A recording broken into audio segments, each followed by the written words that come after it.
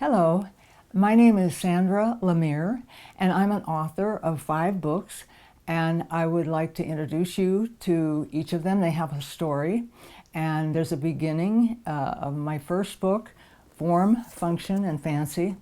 I wrote this, published it in 1994. I actually started writing it in 1982. So there's a lot of years goes into the preparation before you actually go to press on a book.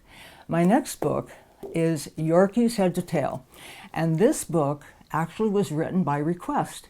The publisher of this book had read my first book and wanted me to write this particular book. He wanted it to be the Yorkie Bible for anybody who's ever gotten a Yorkie puppy or a Yorkie in their life, or even a small dog, and didn't have a clue what to do about it, how to take care of it, what does it need, all the ins and outs, the thousands of questions that come up. And he already knew what I knew, so he said, I want a book that just speaks to everything you need to know, Yorkie's head to tail. In 2012, I came out with E-Girls, Entrepreneurial Women. This is a book I spent 40 years putting the work together and rewriting it. This was the second edition, but the first published edition. And this book is written specifically to help women of all ages, but don't let the secret out. Men love it. This is a book that every man who reads it, he's the one who's going to give me the review, because he knows what his wife, his daughters, his children, people in his life, and questions that he never knew who to go ask. And all of a sudden, he's got a place that the answers are in this book. And it starts from the beginning, going back to 1965, when women had no rights, we had no credit, we had no authority, we had to have our husband's permission for everything.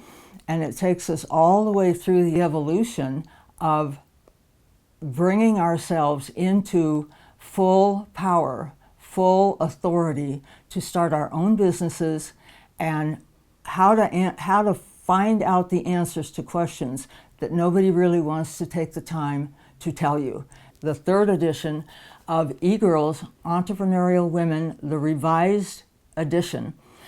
This one was just released this last year in 2019. This one, I went back and fine-tuned everything I had learned about in this one and needed to include in this revised version. Because as years go by, laws change, the IRS changes, the state laws change, technology changes, fads, strategies, all of those things are in flux all the time.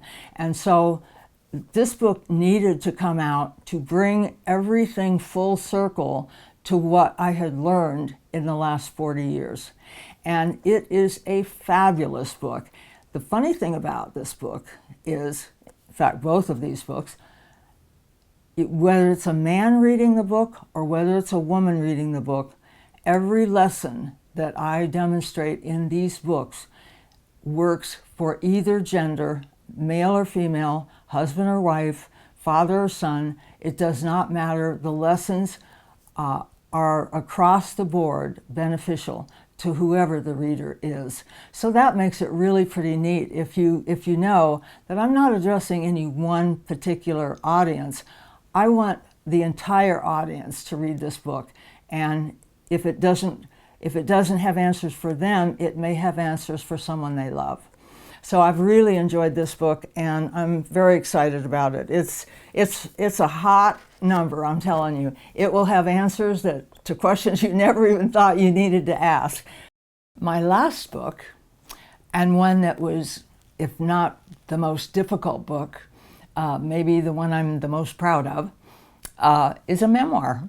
The title is, If Only I Could Read My Mind.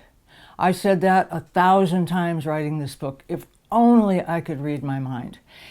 And the subtitle of this book is The Battle to Reinvent Myself. That is a special gift that Dr. Crago, who's right on this street here, has an office here for many, many years. He spent 5 years teaching me what that meant, to reinvent myself. And there are many people who have situations in their life, traumas, injuries, illnesses, all kinds of things that change their life so dramatically that they actually have to kind of start over. And that's what I did, and he taught me how to do that.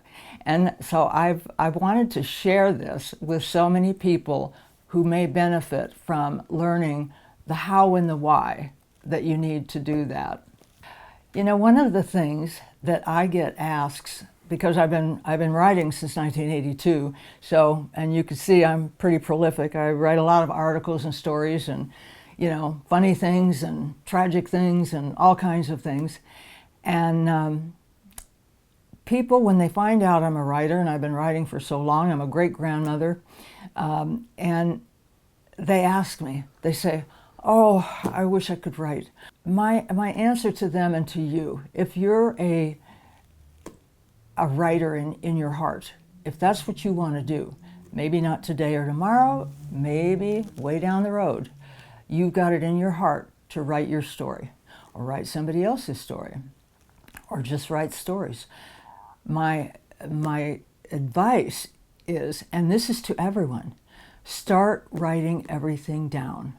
Start commemorating all these wonderful things, joy, sadness, laughter, tears, meeting people, odd things, hysterical things.